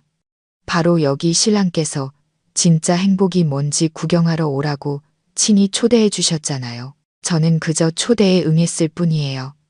저의 뻔뻔함에 강민주는 분노로 피가 끓어오르는 듯 했습니다. 너, 그는 말을 잇지 못하고 저를 향해 손가락질만 했습니다. 여긴 네가 있을 곳이 아니야. 꺼져. 당장 내 집에서 꺼지라고. 당신 집? 저는 입꼬리를 올리며 비웃었습니다. 여기가 정말 당신 집이라고 확신해요. 강민준 씨? 당연하지. 등기부 등본에 내 이름 박혀 있어. 당장 꺼져. 경비 부르기 전에 그가 으르렁거렸습니다. 그래요.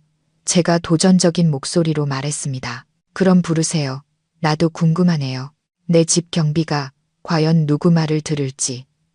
제 말은 또 하나의 폭탄이 되어 모든 사람을 다시 한번 경악하게 했습니다. 내 집? 너 지금 무슨 소리를 하는 거야? 강민준조차 멈칫하며 막연한 불안감이 그의 마음속에 피어오르기 시작했습니다. 바로 그때 여전히 혼란스러운 주방 쪽에서 우아하고 기품 있는 짙은 청록색 실크 한복을 입은 여인의 그림자가 천천히 걸어 나왔습니다. 그녀의 뒤로는 서류 가방을 든 검은 정장 차림의 남성 대여섯 명이 따르고 있었는데 마치 막강한 법무팀처럼 보였습니다. 그리고 그 여인은 다른 누구도 아닌 바로 저희 어머니였습니다. 어머니의 등장은 마치 진정제처럼 즉시 모든 혼란을 잠재웠습니다. 어머니는 서두르지 않으셨습니다. 한 걸음, 한 걸음이 느리고 단단했으며 모든 상황을 통제하는데 익숙한 사람의 기품이 흘러넘쳤습니다. 어머니는 강민준도 최 여사도 쳐다보지 않으셨습니다. 어머니의 시선은 식장 전체를 훑었고 그 날카롭고 위험 있는 눈빛에 마주친 모든 이들은 저도 모르게 고개를 숙였습니다. 그리고 예상치 못한 일이 일어났습니다. 하객 중 몇몇 FB와 부동산 업계에서 이름이 알려진 나이 지긋한 사업가들이 어머니를 보자 경악하더니 황급히 일어나 정중하게 고개를 숙여 인사했습니다. 박 회장님, 여기서 뵙게 될 줄은 몰랐습니다. 회장님, 오랜만입니다. 건강히 잘 지내셨습니까? 박진숙 회장님, 이런 영광이.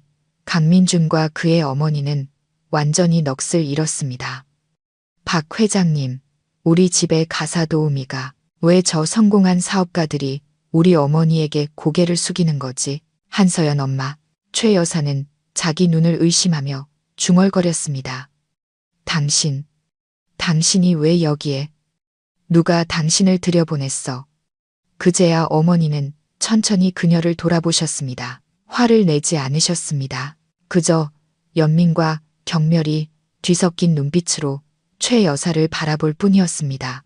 내가 내 집에 들어오는데 당신 허락이라도 받아야 하나? 어머니의 목소리는 크지 않았지만 천근만근의 무게가 실려 있었습니다. 당신 집? 최 여사는 미친 듯이 웃음을 터뜨렸습니다. 당신 미쳤어? 여긴 내 아들 집이야. 함부로 말하지 마. 그런가? 어머니는 입꼬리를 올리며 비웃으셨습니다. 제 미소와 똑같은 미소였습니다. 어머니는 법무팀 중 한 남자에게 눈짓했습니다. 변호사가 즉시 앞으로 나서 서류 가방을 열었습니다. 최 여사님, 강민준 씨. 변호사가 강철 같은 목소리로 말했습니다. 저는 본 저택의 합법적 소유주이신 박진숙 회장님의 법률 대리인 홍 변호사입니다. 그는 공증사무소의 붉은 직인이 선명한 서류철을 높이 들어 보였습니다. 몇 년 전 3월 15일에 작성된 공증번호 1234호 조건부 부동산 증여 계약서에 의거하여 저의 의뢰인이신 박진숙 회장님께서는 따님인 한서연 씨와 사위인 강민준 씨에게 가온채의 소유권을 증여하셨습니다. 변호사는 잠시 말을 멈추고 강민준의 얼굴을 똑바로 쳐다봤습니다. 하지만 계약서 제3조 2항에는 본 계약은 강민준 씨와 한서연 씨가 유효한 혼인 관계를 유지하는 경우에만 효력이 발생한다고 명시되어 있습니다. 그리고 이달 5일 그가 말을 이었습니다. 가정법원에서 두 분의 이혼 판결이 확정되었습니다. 이는 계약의 전제 조건이 파기되었음을 의미하며 법에 따라 본 증여계약은 공식적으로 무효가 되었습니다. 식장 전체에 침묵이 흘렀습니다. 모두가 숨을 죽이고 변호사의 말 한마디 한마디에 귀를 기울였습니다. 이는즉 변호사가 결론을 내렸습니다. 본 저택의 소유권이 자동으로 원소유주이신 저희 의뢰인 박진숙 회장님께 복귀되었음을 의미합니다. 강민준 씨가 이후 한서연 씨를 속여 받아낸 모든 2차 명의 이전 및 증여 서류는 법적 효력이 없습니다. 간단히 말해 강민준 씨, 당신과 당신 가족은 지금 타인의 재산 위에서 불법으로 파티를 열고 있는 겁니다. 아니야, 말도 안 돼. 너희들 전부 거짓말하고 있어. 강민준이 고함을 질렀습니다. 그는 달려들어 서류를 빼앗으려 했지만 저희 측 경호원 2명에게 제지당했습니다. 모두 국가가 공증한 합법적인 서류입니다. 홍 변호사가 차갑게 말했습니다. 믿지 못하시겠다면 법정에서 뵙도록 하죠. 그제야 어머니가 천천히 다가오셨습니다. 어머니는 강민준 대신 핏기 하나 없이 떨고 있는 신부 김유라를 바라보셨습니다. 아가씨, 반가워요. 어머니의 목소리가 갑자기 부드러워졌습니다. 유라 씨라고 했죠. 참 예쁘네요. 나는 한식기업 수라운의 대표이자 두 사람이 고용한 더 로얄 키친의 소유주인 박진숙이라고 해요. 우리 서비스를 믿고 맡겨줘서 고마워요. 또 하나의 폭탄이 터졌습니다. 김유라와 강민주는 완전히 돌처럼 굳어버렸습니다. 그리고 이 집의 주인이기도 하니 어머니는 미소를 더욱 활짝 지으며 말을 이었습니다. 오늘 내가 직접 손님들을 대접할 메뉴를 정하기로 했어요. 전부 고향의 정이 듬뿍 담긴 특별한 음식들이죠. 순대, 편육, 청국장. 아가씨가 촌스러운 음식은 잘 못 먹는다고 들었는데 그래도 괜찮아요. 한번 먹어봐요. 의외로 입에 맞을지도 모르잖아요. 어머니의 말 한마디 한마디는 달콤하면서도 김유라의 자존심을 찌르는 독침 같았습니다. 수치심과 창피함, 그리고 곧 파산할 남자와 결혼할 뻔했다는 공포심에 그녀는 더 이상 견딜 수 없었습니다. 싫어. 나 이 결혼 안 해. 당신 같은 사기꾼이랑 결혼 안 한다고. 그녀는 비명을 지르며 다이아몬드 반지를 손가락에서 빼내 강민준의 얼굴에 던져버렸습니다. 그리고 거추장스러운 웨딩드레스를 움켜쥐고 울면서 저택 밖으로 죽을 힘을 다해 도망쳤습니다. 수백 개의 동정 어린 시선과 쉴 새 없이 터지는 카메라 플래시 속에서 연극은 정말로 막을 내렸습니다. 그리고 그 결말을 쓴 사람은 다름 아닌 저희 어머니였습니다. 한식의 여왕은 이보다 더 화려할 수 없게 귀환했습니다. 김유라의 총극은 굴욕적인 탈주로 끝이 났고 파티의 주 무대에는 처참한 공허함만이 남았습니다. 신부는 도망쳤고 재벌가 입성의 꿈은 산산조각 났습니다. 그리고 오늘의 주인공이었던 신랑은 이제 실패한 사기꾼으로 전락하여 거짓의 파편들 속에서 망연자실 서 있을 뿐이었습니다.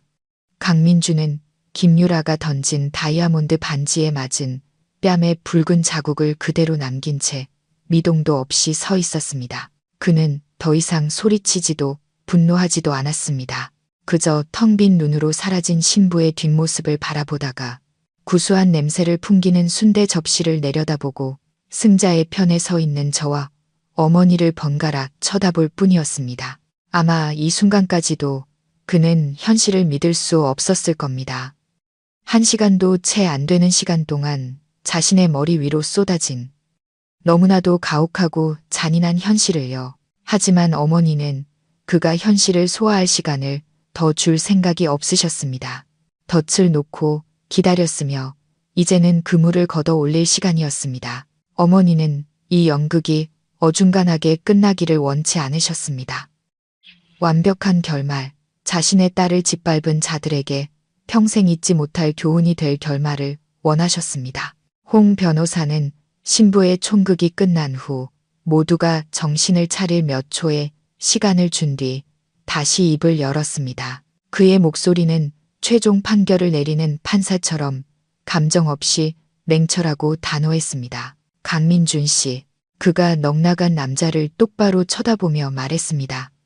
다시 한번 말씀드립니다. 민법 규정과 공증된 조건부 증여 계약서에 의거 귀하와 한서연 씨의 이혼 판결이 효력을 발휘하는 시점부터 가온채 저택 증여 계약은 공식적으로 무효가 되었습니다. 그는 부인할 수 없는 법적 효력을 강조하려는 듯 서류철을 다시 한번 높이 들어 보였습니다. 이는 곧 본 부동산에 대한 모든 소유, 사용, 처분 권한이 자동으로 원소유주이신 저희 의뢰인 박진숙 회장님께 복귀되었음을 의미합니다. 이혼일 이후 귀하와 귀하 가족이 본 주소지에서 행한 모든 점유 및 사용 행위는 불법 행위입니다. 변호사의 말 한마디 한마디는 강민준과 그의 어머니의 머리를 내리치는 망치 같았습니다. 바닥에 주저앉아 있던 최 여사가 그제야 정신을 차렸습니다. 그녀는 비틀거리며 일어나 어머니를 향해 손가락질했습니다. 아니야, 너희들 거짓말하고 있어. 짜고 치는 사기극이야. 그녀는 목이 쉰 소리로 외쳤습니다. 이 집은 내 아들 거야. 서연이가 증여 계약서에 사인했단 말이야. 너희들은 여기 있을 권리가 없어. 어머니는 그저 연민의 눈빛으로 그녀를 바라봤습니다. 최 여사, 어머니가 평온하게 말했습니다. 법에 대한 무지가 당신의 죄를 덮어줄 변명이 되진 않아. 당신 아들이 내 딸을 속여 받아낸 그 종이는 이 집에 대한 소유권이 합법적일 때만 유효한 거야. 하지만 안타깝게도 내 딸과 이혼하기로 결정한 순간 그놈은 제 손으로 그 소유권을 없애버렸지. 어머니는 가까이 다가가 그녀의 눈을 똑바로 쳐다봤습니다. 당신은 항상 아들을 자랑스러워했지. 똑똑하고 능력 있고 모든 걸 계산할 줄 안다고 생각했잖아. 그런데 이것 봐. 고작 한 줌의 탐욕과 근시안적인 생각 때문에 제 스스로를 바보, 빈털터리로 만들었어. 아직도 그놈이 자랑스러워? 어머니의 말은 최 여사의 자존심을 완전히 무너뜨리는 마지막 비수였습니다. 그녀는 말문이 막힌 채 온몸을 부들부들 떨었습니다. 그녀는 깨달았습니다. 모든 것이 덫이었고 자신과 아들이 기쁘게 제 발로 걸어 들어간 완벽한 덫이었다는 것을요. 그리고 오늘 홍 변호사가 다시 말을 이었습니다. 그의 목소리는 지극히 엄격해졌습니다. 합법적 소유주를 대리하여 본인은 강민준 씨, 최 여사님, 그리고 관계없는 모든 분들께 즉시 이 저택 부지에서 퇴거할 것을 공식적으로 요구합니다. 퇴거. 강민준이 고개를 번쩍 들었습니다. 그의 눈이 시뻘겋게 충혈되었습니다. 여긴 내 결혼식장이야. 당신들이 날 쫓아낼 권리는 없어. 당신의 결혼식은 끝났습니다. 홍 변호사가 일말의 동정심도 없이 대답했습니다. 신부는 도망쳤고 당신은 지금 타인의 재산 위에서 불법 행사를 하고 있습니다. 법에 따라 저희는 귀하에게 이 위반 행위를 즉시 중단할 것을 요구할 모든 권리가 있습니다. 만약 협조하지 않으신다면 저희는 부득이하게 공권력의 개입을 요청할 수밖에 없습니다. 너희들이 감히. 강민준은 이를 갈았습니다. 그는 마지막 남은 자존심이라도 붙잡으려 애썼습니다. 수백 명의 사람들 앞에서 자신의 세기의 결혼식에서 쫓겨난다는 사실을 받아들일 수 없었습니다. 그는 지지를 구하듯 주위를 둘러봤지만 돌아오는 것은 동정 어린 시선, 안타까운 고갯짓, 그리고 경멸의 눈빛뿐이었습니다. 아무도 그의 편에 서지 않았습니다. 사람들은 그의 뻔뻔함과 어리석음을 충분히 보았습니다. 연극은 막을 내려야 했고 마지막 커튼콜은 거부할 수 없는 명령에 의해 내려졌습니다. 강민준이 여전히 버티고 있자 어머니는 더 이상 아무 말도 하지 않으셨습니다. 그저 변호사에게 조용히 고개를 끄덕이셨습니다. 홍 변호사는 즉시 휴대폰을 꺼내 단축번호를 눌렀습니다. 여보세요, 김 팀장. 그룹 보안팀 안으로 투입시켜. 신원 미상의 인물들이 회장님 자택을 불법 점유하고 소란을 피우고 있어. 절차에 따라 정중하게 모셔내도록. 통화는 끝났습니다. 이분도 채 되지 않아 정문 밖에서 검은 제복을 입고 건장한 체격을 갖춘 20명 가까운 보안 요원들이 일사불란하게 안으로 들어왔습니다. 그들은 가장 복잡한 상황을 처리하도록 훈련된 수라운 그룹의 내부 보안팀이었습니다. 그들의 등장은 강민준의 마지막 저항 의지마저 완전히 꺾어버렸습니다. 그는 자신을 향해 다가오는 압도적인 기세의 보안팀을 보며 모든 것이 정말로 끝났음을 직감했습니다. 보안팀장이 다가와 어머니와 제게 정중하게 고개를 숙여 인사한 뒤 강민준을 향해 돌아섰습니다. 강민준 씨, 그의 낮고 위험 있는 목소리가 울렸습니다. 당신과 당신 가족을 밖으로 모시라는 명령을 받았습니다. 협조해 주시기 바랍니다. 너희들한테는 권리가 없어. 강민준은 여전히 힘없이 소리치려 애썼습니다. 권리가 있습니다. 김 팀장이 대답했습니다. 저희는 지금 소유주의 합법적인 재산 보호권을 집행하고 있습니다. 그리고 그가 손짓했습니다. 보안 요원 2명이 즉시 다가와 강민준의 양팔을 단단히 붙잡았습니다. 이거 놔, 내가 누군지 알아? 그는 발버둥 쳤지만 소용없었습니다. 그의 힘은 전문적으로 훈련된 사람들과 비교할 바가 못 되었습니다. 화려한 턱시도를 입은 신랑이 건장한 경호원 2명에게 겨드랑이가 잡힌 채 끌려나가는 모습은 더없이 비참하고 우스꽝스러운 광경이었습니다. 최 여사는 아들이 끌려나가는 것을 보고 울부짖으며 드러누우려 했습니다. 내 아들 놔줘, 이 도둑놈들아. 하지만 그녀 역시 여성 보안 요원 2명에게 신속하게 제지당했습니다. 여사님, 저희를 따라오시죠. 그들의 목소리는 정중했지만 행동은 단호했습니다. 그들의 친척들, 조금 전까지만 해도 거들먹거리던 사람들도 모두 더없이 창피한 모습으로 파티장에서 쫓겨났습니다. 그들은 마치 오리떼처럼 몰려 아직 순대와 청국장이 가득한 테이블 사이를 지나 남은 하객들의 동정 어린 시선을 받으며 자신들의 천국이 될 것이라 믿었던 저택의 대문 밖으로 쫓겨났습니다. 그들 가족이 깨끗하게 정리된 후에야 어머니는 무대 위에 마이크를 잡으셨습니다. 어머니는 넋이 나간 하객들이 아닌 여전히 돌아가고 있는 수십 개의 미디어 카메라 렌즈를 바라보셨습니다. 신사숙녀 여러분, 어머니의 목소리는 더 이상 딸을 위해 복수하는 어머니의 목소리가 아니었습니다. 위험 있는 그룹 회장의 목소리였습니다. 저는 수라온 그룹의 회장 박진숙입니다. 오늘 불미스러운 연극을 보여드리게 되어 대단히 죄송합니다.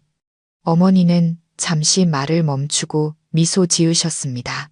하지만 잔치는 이미 벌어졌고 음식도 차려졌으니 이 향토색 짙은 음식들이 괜찮으시다면 부디 마음껏 즐겨주시길 바랍니다. 이 자리를 빌려 미래의 이곳의 문을 열 수라온 가온체 지점에 뜻하지 않은 런칭 파티로 삼겠습니다. 어머니의 유머러스하면서도 날카로운 말에 식장 전체가 박수갈채로 터져나갔습니다. 어머니는 집을 되찾았을 뿐만 아니라 언론의 재앙을 최고의 PR 기회로 바꾸셨습니다. 그리고 제 옆에 있는 이 아이는 어머니는 말을 이으며 저를 옆에 세우셨습니다. 제 유일한 딸 한서연입니다. 그리고 이 아이가 바로 저와 함께 이 브랜드를 관리하고 발전시켜 나갈 사람입니다. 어머니가 제 손을 높이 들어 올리자 모든 시선과 카메라 렌즈가 제게로 쏟아졌습니다. 저는 더 이상 버림받은 며느리가 아니었습니다. 저는 어머니 곁에서 거대 제국의 상속자이자 자신의 왕국을 되찾은 공주로서 서 있었습니다. 세기의 결혼식은 그들 가족에게 세기의 재앙이 되었지만 저에게는 이보다 더 눈부실 수 없는 새로운 시작이었습니다.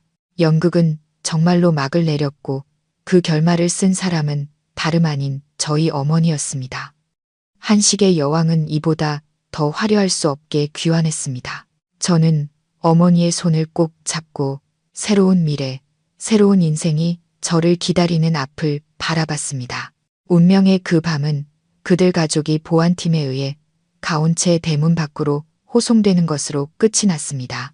수백 개의 눈과 수십 개의 카메라 렌즈가 지켜보는 가운데 그들은 집도 명예도 없이 어둠 속으로 내쳐졌고 암담한 미래만이 그들을 기다리고 있었습니다. 하지만 그것은 그들이 겪을 지옥의 시작에 불과했습니다. 탐욕과 오만, 그리고 배신이라는 벽돌로 스스로 쌓아 올린 지옥이었습니다. 그날 밤 순대 청국장 결혼식 영상은 소셜미디어를 강타하는 태풍이 되었습니다. 순대 결혼식, 세기의 사기극, 회장님 엄마의 참교육 같은 해시태그가 순식간에 실시간 트렌드 1위에 올랐습니다. 더 이상 상류층의 가십이 아니었습니다. 전 국민적인 미디어 현상이 되었습니다. 사람들은 영상을 공유하고 댓글을 달고 짤을 만들었습니다. 분노로 일그러진 강민준의 얼굴, 창피함에 파랗게 질린 김유라의 표정, 그리고 특히 수십억짜리 피로연 테이블 위에 고급 순대 사진은 불후의 밈이 되었습니다. 다음 날 아침, 해가 뜨기도 전에 진짜 지진이 시작되었습니다. 연예 매체부터 유력 경제지까지 모든 주요 언론사들이 일제히 충격적인 헤드라인을 쏟아냈습니다. 유명 광고 기획사 본부장, 결혼식 당일 300억 저택과 예비신부 모두 잃어, 세기의 법적 함정, 박진숙 회장의 독한 미식 복수극, 꿈의 결혼식에서 순대 제안까지, 탐욕과 배신의 씁쓸한 말로 강민준과 김유라라는 이름은 순식간에 유명해졌지만 그것은 불명예와 치욕으로 가득 찬 악명이었습니다. 그들의 모든 정보가 네티즌들에 의해 파헤쳐졌습니다. 강민준의 문란했던 과거, 김유라의 허영심 가득한 SNS 발언들, 그리고 과거 최 여사가 제게 퍼부었던 악담들이 옛 지인들에 의해 폭로되었습니다. 모든 것이 드러나면서 그들은 온 도시의 웃음거리, 모든 뒷담화의 주인공이 되었습니다. 이미지와 대중의 찬사로 먹고 사는 인플루언서 김유라에게 이것은 치명타, 사실상의 사형 선고였습니다. 그녀의 개인 계정은 수십만 명의 악플러들에게 공격당했습니다. 그들은 욕설을 퍼붓는 것을 넘어 그녀가 무시했던 촌스러운 음식들로 그녀를 조롱했습니다. 언니, 오늘 순대는 드셨어요? 사기꾼 남편이랑 불륜녀한테는 청국장이 딱이네. 이제 다시는 한식 무시 안 하겠죠. 깨끗한 척하는 언니? 그녀와 광고 계약을 맺었던 패션, 화장품 브랜드들도 이런 불미스러운 스캔들로 브랜드 이미지가 훼손될 것을 우려하여 일제히 계약 해지를 통보했습니다. 모욕감을 견디지 못한 그녀는 모든 SNS 계정을 폐쇄하고 집 밖으로 나오지 못했습니다. 재벌가 며느리의 꿈은 산산조각 났고 인플루언서로서의 커리어도 끝났습니다. 대신 청국장녀라는 평생 지워지지 않을 오명이 그녀를 따라다니게 되었습니다. 하지만 가장 무겁고 직접적인 대가를 치른 사람은 바로 강민준과 그의 가족이었습니다. 저택에서 쫓겨난 그들은 갈 곳이 없었습니다. 최 여사가 평소 쥐구멍이라며 자신의 격에 맞지 않는다고 무시하던 40제곱미터 남짓한 낡고 비좁은 서민 아파트로 임시 거처를 옮겨야 했습니다.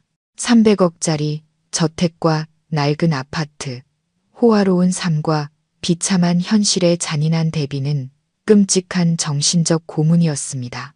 하지만 그 임시적인 평온조차 오래가지 못했습니다. 강민준이 본부장으로 있던 광고 회사는 스캔들이 터진 후 전례 없는 위기에 직면했습니다. 이미지를 중시하는 대형 클라이언트들이 일제히 계약 해지를 통보하는 이메일과 전화를 쏟아냈습니다. 그들은 사생활이 문란하고 사기 행각까지 벌인 광고 기획사 본부장과 더 이상 협력할 수 없었습니다. 이사회는 긴급 회의를 소집했고 최종 결정은 신속하고 무자비하게 내려졌습니다. 강민준을 즉시 해고하고 회사는 그의 개인적인 행위와 무관하다는 보도자료를 배포하여 남은 명성이라도 지키려 했습니다. 직장, 집, 예비 신부, 그리고 명예까지 모든 것을 잃은 강민준은 완전히 무너졌습니다. 그는 더 이상 소리치지도 미쳐 날뛰지도 않았습니다. 그저 비좁은 방에 틀어박혀 밤낮으로 술에 절어 살았습니다. 그는 누구도 마주할 용기가 없었고 전화를 받거나 신문을 읽을 수도 없었습니다. 하지만 자기 자신에게서 도망칠 수는 없었습니다. 화려한 붉은 드레스를 입은 제 모습, 어머니의 평온한 미소, 그리고 운명의 그 밤을 가득 채웠던 청국장 냄새가 매일 밤 꿈속에서 그를 괴롭혔습니다. 그는 모든 것을 가졌었습니다. 현명한 아내, 꿈에 그리던 집, 찬란한 미래. 하지만 끝없는 탐욕과 배신 때문에 그는 제 손으로 그 모든 것을 박살내버린 것이었습니다. 하지만 지옥은 거기서 끝나지 않았습니다. 저희 어머니 박진숙 회장님은 쉽게 넘어가는 분이 아니셨습니다. 어머니는 법의 이름으로 그들에게 잊을 수 없는 교훈을 끝까지 가르쳐 주기로 결정하셨습니다. 수라온 법무팀은 강민준을 사기 및 재산 편취절을 속여 증여 계약서에 서명하게 한 행위와 불법 주거 침입 소유권이 무효가 된 후에도 저택을 점유하고 사용한 죄 혐의로 정식 고소했습니다. 비밀 조항이 담긴 원본 계약서부터 그가 저를 속여받아낸 위임장까지 반박할 수 없는 증거들로 인해 승리는 거의 확실했습니다. 그뿐만 아니라 강민준은 그의 세기의 결혼식에 투자했던 스폰서들로부터 줄소송을 당했습니다. 그들은 브랜드 홍보를 위해 수억 원을 썼지만 결국 망신스러운 미디어 스캔들에 휘말렸습니다. 그들은 이미지 손실과 비용에 대한 전액 손해배상을 요구했습니다. 빚은 눈덩이처럼 불어났고 미래는 차가운 감옥 창살 너머로 암담해졌습니다. 최 여사, 그의 어머니는 아들이 빛나는 별에서 범죄자로 자랑거리에서 집안의 수치로 추락하는 것을 목격한 후 마침내 더 이상 견디지 못했습니다. 극심한 충격에 비좁고 열악한 환경에서의 생활과 이웃들의 손가락질까지 더해져 그녀는 병으로 쓰러져 심각한 신경 쇠약 및 신체 쇠약 상태로 입원하게 되었습니다. 그녀는 공공병원의 차가운 병상에 누워 있었습니다. 과거에 독하고 허영심 많던 시어머니의 기세는 온데간데 없었습니다. 그녀는 그저 늙고 무력한 노파가 되어 자신의 어리석음과 탐욕이 만들어낸 잿더미 속에서 가족이 산산조각 나는 것을 지켜볼 뿐이었습니다. 지옥, 그것은 먼 곳에 있지 않았습니다. 그것은 평생 그들을 따라다닐 자책감, 후회, 그리고 치욕이었습니다. 만기일 없는 판결이었습니다. 1년 후 스캔들의 소란이 잠잠해졌을 때 서울에는 새로운 이야깃거리가 생겼습니다. 하지만 이번에는 비극적인 희극이 아닌 감동과 자부심으로 가득 찬 이야기였습니다. 한때 떠들썩했던 순대 청국장 결혼식이 열렸던 저택. 가온체는 이제 새로운 옷, 새로운 사명을 부여받았습니다. 더 이상 닫힌 개인 저택이 아니었습니다. 어머니와 저는 그곳을 한국에 없던 특별한 공간, 즉 고급 한식 레스토랑과 건축예술 및 음식문화 전시센터를 결합한 공간으로 탈바꿈시키기로 결정했습니다. 우리는 그곳에 향유각, 샹묘이라는 이름을 붙였습니다. 이곳은 독특한 건축 공간 안에서 수라온 최고의 셰프들이 만드는 삼남 지방의 정수만을 담은 요리를 제공할 뿐만 아니라 재능 있는 젊은 건축가들의 설계도와 모형을 전시하고 문화에 대한 강연, 전통 요리 교실, 그리고 한국 농부들의 친환경 농산물을 알리는 주말 장터가 열리는 곳이었습니다. 우리는 가온체를 뿌리 깊은 문화적 가치를 기리는 공간, 한국인들이 자부심을 느끼고 돌아올 수 있는 공간으로 만들고 싶었습니다. 개업식 날 향유각은 큰 화제가 되어 모든 명사, 예술가, 그리고 언론의 관심을 끌었습니다. 저는 더 이상 무대 뒤에 서 있지 않았습니다. 저는 장시 후 디자이너의 실크 한복을 입고 어머니 곁에서 자신감 넘치고 환하게 빛나고 있었습니다. 이 프로젝트의 총괄 이사로서 저는 더 이상 네모난 벽 안에 갇힌 인테리어 디자이너가 아니었습니다. 어머니께 배우고 경영과 운영에 참여했습니다. 저는 열정을 되찾았고 나만의 가정을 꾸리는 것이 아닌 공동체를 위해 좋은 가치를 만들고 전파하는 것에서 제 자신의 가치를 되찾았습니다. 제 삶은 이제 바쁘지만 기쁨으로 가득 찬 나날들이었습니다.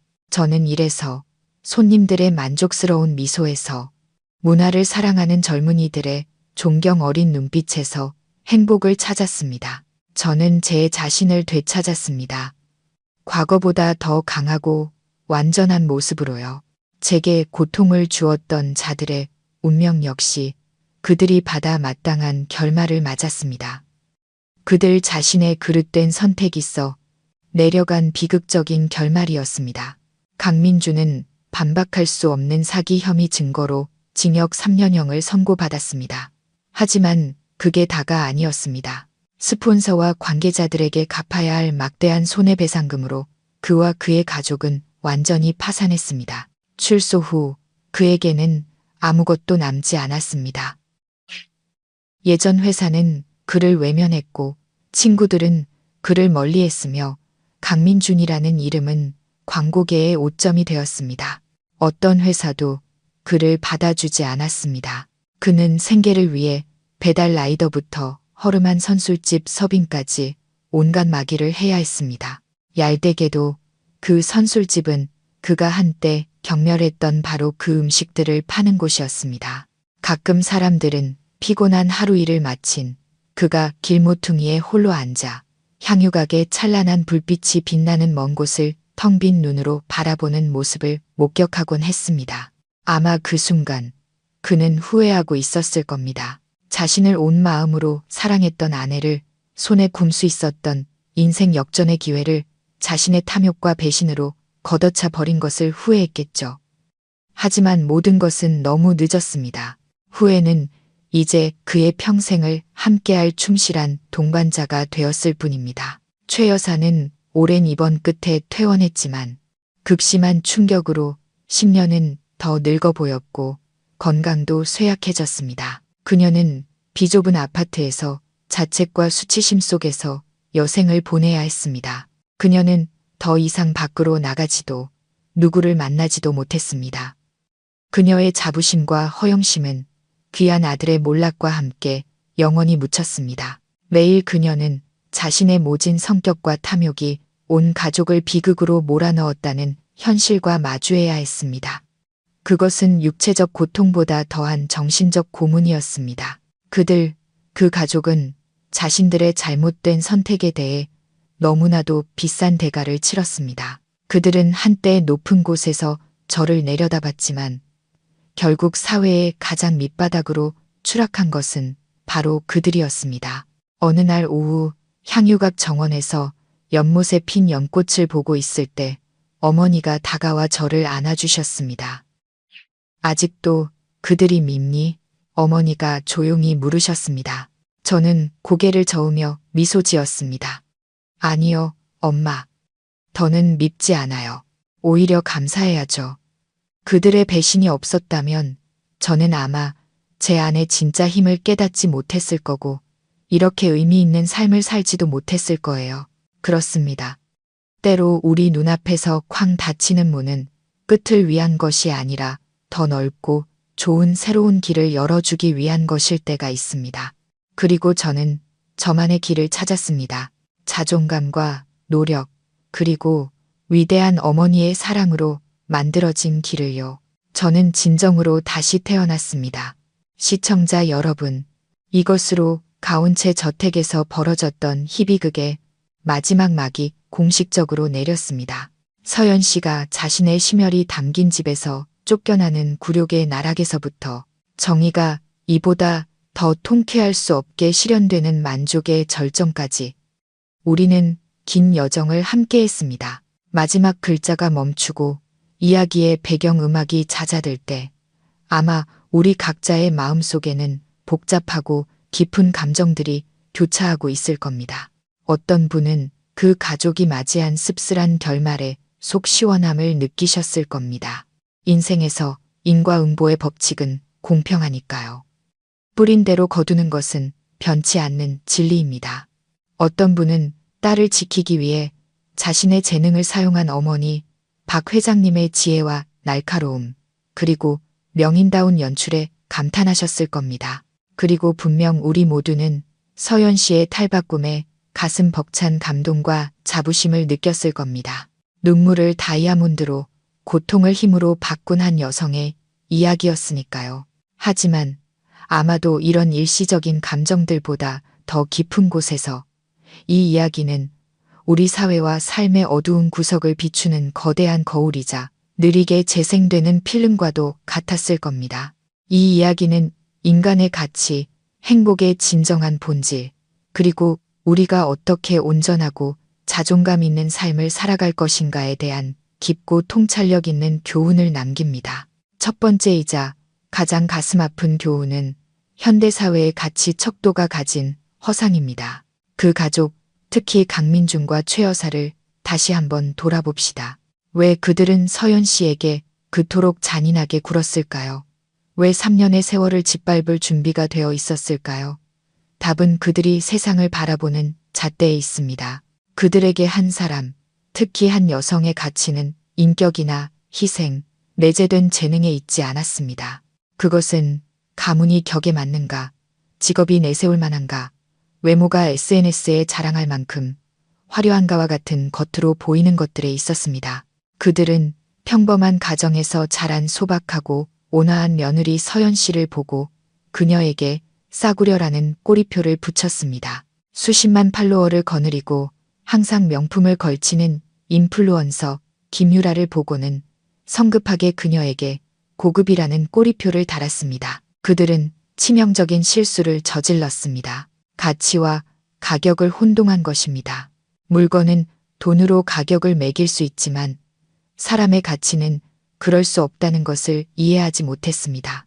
이 이야기는 우리 모두에게 날카로운 경고를 보냅니다. 바쁜 일상 속에서 우리 역시 때때로 그런 잘못된 잣대로 타인을 판단하고 있지는 않은가요? 우리는 그들이 타는 차, 사는 집, 사용하는 휴대폰으로 사람을 평가합니다. SNS 속 화려한 모습에 감탄하면서 잘 보정된 사진 뒤에는 텅 빈 영혼이 있을 수 있다는 사실을 잊어버립니다. 평범한 노동자, 조용한 삶을 사는 사람들을 무시하면서 그들 안에 황금 같은 마음과 뛰어난 지혜가 있을 수 있다는 것을 알지 못합니다. 그 가족은 서연 씨라는 다이아몬드 원석을 손에 쥐고 있었습니다. 하지만 그들의 눈은 반짝이는 가짜 보석에만 익숙해져 있었기에 그 원석의 가치를 알아보지 못하고 무참히 버렸습니다. 그리고 그 다이아몬드가 마침내 세공되어 눈부시게 빛날 때 비로소 자신들이 얼마나 어리석었는지를 깨달았습니다. 사회의 헛된 가치에 눈이 멀지 마십시오. 더 깊이 한 사람의 인격과 선함, 노력과 핵심 가치를 들여다보는 법을 배우십시오. 그것만이 시간과 함께 영원히 남는 진짜 황금이며 어떤 폭풍우에도 휩쓸려가지 않는 가장 귀한 자산이니까요. 두 번째 교훈은 고통스럽지만 반드시 필요한 침묵과 선함의 한계에 대한 것입니다. 이야기 속에서 강민주는 직접 가장 모진 말을 내뱉은 사람은 아니었습니다. 하지만 그의 침묵, 그의 방관이야말로 아내의 사랑과 믿음을 죽인 치명적인 비수였습니다.